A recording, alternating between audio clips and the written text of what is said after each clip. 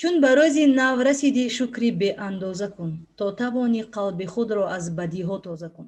салому дуруди бепоён ба кулли мардуми тоҷик. пахши мустақим аст аз саҳифаи ҳамкории боздошти сил. гурӯҳи дастаҷамъонии ҳамкории боздошти сил дар тоҷикистон иқдоми хуберо рӯи кор гирифтааст. онҳое ки аз ин беморӣ шифо ёфтаанд, бо онҳо суҳбатҳои хосаро анҷом медиҳад. имрӯз ҳамчунин мо бо яке аз чунин қаҳрамонҳо ки аз ин беморӣ шифо ёфтаанд ҳамсӯҳбат хоҳем шуд.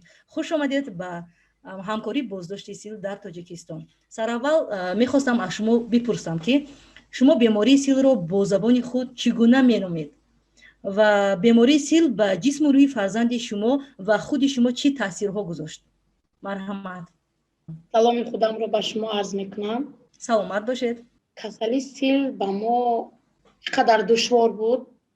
аввал ки мо фаҳмидем ки писари ман касали сил аст, чӣ қадар дарднок буд, чӣ қадар мушкилиҳоро паси сар кардем ва ҳозир хушбахтона писарам нағз, сиҳат, саломат. чӣ хел ки мебинед ҳамроҳи ман инҷа шиштагӣ аст. писарчатонро муаррифӣ мекардед? азимов азамҷон. азамҷон, шумо дар синфи чандум мехонед? чорум. ба шумо яке аз хонандагони беҳтарини шумо ки шуморо хеле дӯст медоранд аз саҳифаи ҳамкории боздошти сил салому дуруд мефиристанд. азамҷон, саломатият чӣ гуна аст ҳозир? хуб аст. хуб аст. ҷораи дӯстдоштаат гуфта метавонӣ номаша? номи ҷора чӣ аст? гулоб валиҷон. яъне ҷораи дӯстдоштаи азамҷон валиҷон. беҳтарин. мегуфтед ки вақте фарзандатон бемор буд бештар аз чӣ ҳарос доштед, аз чӣ метарсидед? шуморо чӣ ташвиш медод? ташвишҳои зиёде буданд, чунки мегуфтанд ки бемории сил гузаранда аст. аз дигар фарзандонам метарсидам ки яке даваё мегузараду ба ҳам личениш дурмадароз аст. тӯли 2 сол мо инҳоро табобат гирифтем. аз ҳамин бисёртар метарсидам ки яке даваёш нагузарад. муносибати онҳо дар оила бо ин азамҷон чӣ гуна буд? муносибаташон мекарданд? аз ягон ниқоб, аз ягон чизи дигар истифода мекардед? азамҷон дар вақти берун баромаданаш аз ниқоб истифода мебурд. имрӯз онҳое ки ба бемории сил гирифтор ҳастанд, шумо ба онҳо чӣ тавсияҳо дода метавонед, ҳамчун қаҳрамоне ки аз ин беморӣ шифо ёфтаед? ман ба онҳо тавсия медиҳам ки сари вақт дорои худатонро хӯред, шикаматонро сер кунед, дар берун бисёр нагардед, дастҳоятонро чанд маротиба бо собун шӯед. ҳама вақт дорояшонро сари вақт хӯранд ки чунки тезтар мисли азамҷони ман шифо ёбанд. беҳтарин. ман фикр мекунам ки сараввал инсон бояд ки рӯҳафтода нашавад. ҳамин хел аст апаҷон? вақте ки рӯҳафтода нашуди, аллакай тамоми чизҳоро бо мубориза ва бо рӯҳи пурқувват ин чизҳоро паси сар мекунӣ. шумо бо гуфтаҳои ман розӣ ҳастед? бале, розӣам. саломат бошед. ҳамчунин мегуфтед ки ба фикри шумо чӣ намерасад ки одам ба ин беморӣ ва азоби он гирифтор мешавад? фикр мекунам мушкилиҳои иммунитети паст. чӣ ба ҳамин беморӣ сил иммунитет он инсонҳое ки иммунитети паст доранд, инсонҳое ки хӯроки серғизо намехӯранд. аксарияти одамон аз ҳисоби ҳамин оби хунукхӯрию дар ҳамин ҳавои ифлос гаштанашон бошад мумкин. ман ҳамин хел фикр мекунам. дар ин маврид ҳатман аз ҳамкории боздошти сил хоҳиш менамоем ки мутахассисе ба ин савол ҷавоб бигӯяд.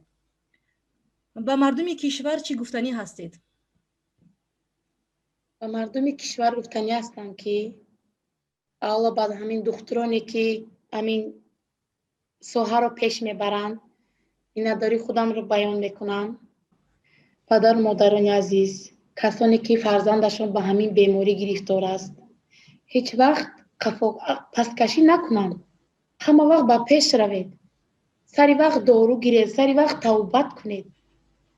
بعد به همون آدمانی که به همین بیماری گرفتار هستند من گفتنی هستم که سری وقت همه وقت داروهایتان رو خورید. سری وقت همیشه با شکم سیر دستایتان رو چند مرتبه شویید، چون که میکروب های زیاد هستند اطراف ما. به دستکشک نخورید داروهایتان رو، چون که میکروب های زیاد هستند. همه وقت دستانی تازه کتی داروهایتان رو خورید با شکم سیر. و به پدر و مادران گفتنی هستم که همه وقت کوتاهی نکرده سری وقت معالجه فرزندتون رو کنید. و مثل فرزندی من صحت شده، مثل ما من اینجا با ستاپ تیوی با شیشته کتشما صحبت کنم. سلامت باشید. خواهش میکنم که در بابت همین کسلی ها دستگیری ها زیاد شود. من همین با پدر و مادر همین کودکان یا که اینکه به همون کودکانی که به همین بیماری گرفتار هستند میخوام که همه وقت به آنها دست کمک رسانند، آنها را به همین راه راست هدایت کنند، چون که بسیاری اکثریت آنها نمیدانند چه خیلی دارو را استعمال کنند، چه خیلی دارو را استفاده برند. همین خواهش مینمودم که وقتی که همین اعظم جان به بیماری گرفتار شد و فکرم شما هم نمیدانستید که چگونه داروها رو استفاده برید. به شما کی توصیه ها داد و چگونه داروها رو خود شما استفاده میبردید؟ اول وقتی که اعظم جان به بیمارستان مسجدان اعظم جان رو خوابانیدیم، اونجا هم دکتران خودشان مدسسترا دکتران خودشان دارو را میدادن و همش در بیمارخانه مسجدان و خودش الکی уже همون دکتران خودشان داروهایش را میدادن. ما وقتی که اعظم جان از بیمارخانه برگشت همراه اعظم جان همون دکتران بدون مرزی که به خانه ما همه وقت می اومده به ما پریچتکی دادند، نقاب دادند، برای همون طرز دارو را استفاده بردن کاربکچای مخصوص داشت. همونا با دارویش دوشنبه سه‌شنبه ترزی شنبه همش جابجا کرده من به نشان دادم. من هر روز وقت و ساعتش کتی بعضی داروهایش بود که میخورد و میپرتافت. همونجا من به فهمونده بودم که کدامش چند غذا باید خورد، چند شکمش سیر گوشنه. موافق همون سپیسکایی که من به کرده داده بودم موافق همون من همین داروهای اعظم جان را میدادم. وقت و ساعتش کتی نه دیر نه یگان باری شده است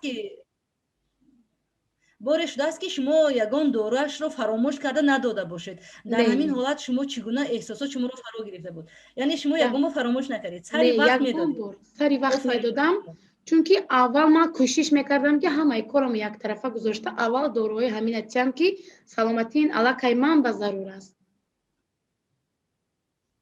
عالی. بهوده نمیگویند که فرشته دویومی روی زمین این مادر است. شما مادری بهترین هستید. احسن برای شما و باوری کامل داریم که هر یک کودکانی که امروز به این بیماری گرفتار هستند، مادران آنها، پدران آنها، یار و نزدیکان آنها، دوستان آنها، حتی در مکتب، در همسایگی درباره این گونه بیماران خواهند بود. اعظم جان میگفتی که در بیرون همراه دوستانت بازی میکنی؟ در مکتب بازی میکنی؟ بله. کدام بازی رو بیشتر دوست میداری؟ فوتبال و تنیس. بهترین. امیدواریم که از یکی از فوتبالیستانی بهترین جمهوری تاجیکستان خواهد برآمد. خوب تماشابینان گرامی، اینجا میرسیم به فرجام صحبت. باوری و امید داریم که شما همیشه درباره اون بیمارانی که امروز به بیماری سیل گرفتار هستند با اونها کمک خواهید کرد، درباره اونها خواهید بود. سلامت و سربلند باشید.